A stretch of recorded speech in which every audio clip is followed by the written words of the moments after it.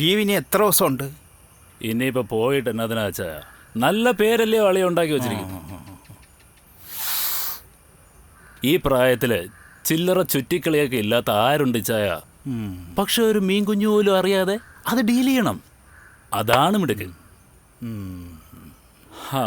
പാതിരാത്രി പെണ്ണ് പിടിക്കാൻ പോയി നാട്ടുകാർ തല്ലിക്കൊന്ന് ജോസഫിൻ്റെ അളിയനെന്ന് പറഞ്ഞുകൊണ്ട് ഓരോരുത്തന്മാരിനി പൊങ്കാലയിടാൻ ബാക്കിയില്ല.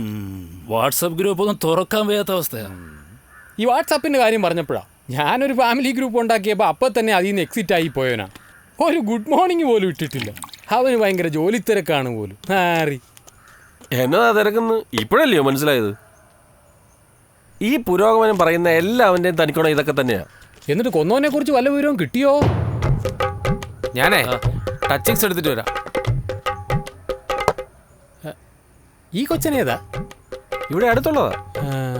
ഇവനാ ജോസഫേട്ടൻ്റെ കാര്യം എൻ്റെ അടുത്ത് വന്ന് പറഞ്ഞു. അത്യാവശ്യം സഹായത്തിനൊക്കെ വരുന്നവനാ. നമ്മളെ കൂട്ടരാന്നോ? ചേച്ചി ഇത് കൂടെ കഴിഞ്ഞ് ഞാൻ അങ്ങ് പോകും കേട്ടാടി. വൈകിട്ട് ചെന്നിട്ട് വേണം എനിക്ക് കട ഉറക്കാൻ. അവളും എല്ലാം കഴിച്ചോടി? എവിടുന്ന്? ഒരു രക്ഷയില്ല. കരച്ചില് തന്നെ കരച്ചില്. മഹാഭാവി നരകത്തിലേ പോവും. എന്റെ കുഞ്ഞിന്റെ കണ്ണുനീര് തമ്പുരാൻ കാണാതിരിക്കുകയല്ല.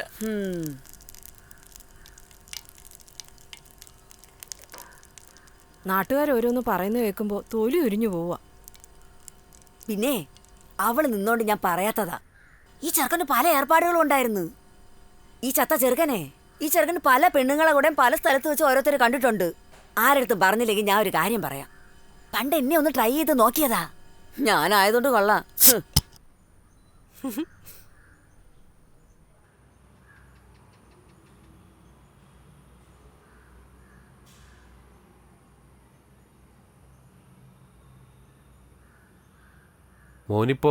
മോനിപ്പോൾ അമേരിക്കയിലാ. 2,50,000 രൂപ ശമ്പളമുണ്ട്. അവനിവിടുത്തെ കാലാവസ്ഥ ഒന്നും പിടിക്കുന്നില്ല. ഒരു മോളുണ്ടായിരുന്നല്ലോ. മോള് MBBS ഫസ്റ്റ് റാങ്ക് പാസ്സായതാ. അല്ലെങ്കിലും ദൈവത്തിൻ്റെ ഓരോ കളികളെ. ദൈവം അങ്ങനെയാ, നല്ല മനുഷ്യരെ നേരത്തെ അങ്ങ് വിളിക്കും.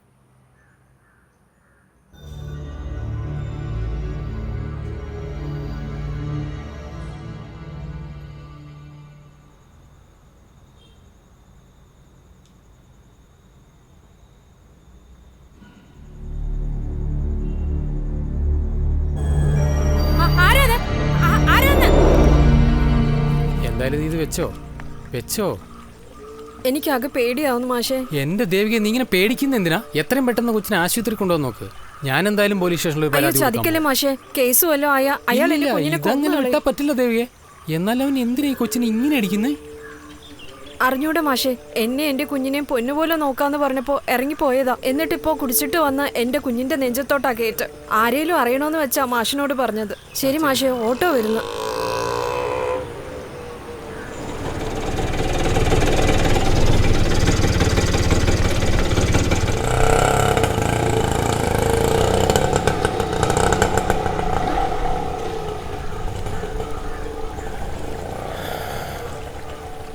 പോയത് വൈഫായിരിക്കും.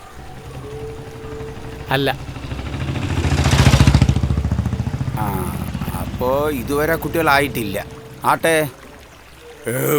കല്യാണം കഴിഞ്ഞിട്ട് എത്ര വർഷമായി? ഒരു 14 വർഷം. അതിനു മുമ്പ് കല്യാണം കഴിഞ്ഞിട്ടില്ല. അല്ല, അതല്ല, ഈ ആർക്കാ കുഴപ്പം? ചേട്ടനിത് എവിടെ പോകാനിരിക്കുക? ഞാൻ എവിടെ പോവാൻ? വീട്ടിലിരുന്ന് ബോറടിക്കുമ്പോൾ ഇവിടെ വന്ന് ഇങ്ങനെ ഇരിക്കും. പിന്നെ ഓരോരുത്തർ വഴി ചോദിച്ച് വരും, അവരെ സഹായിക്കും. അങ്ങനെ. എന്നാ പിന്നെ ഇങ്ങനെ വെറുതെ ഇരുന്നാ പോരെ? എന്തിനാ ആവശ്യമില്ലാത്ത കാര്യങ്ങൾ ഇടപെടുന്നത്? വെറുതെ മനുഷ്യനെ മെനക്കെടുത്താനായിട്ട്. ഓ,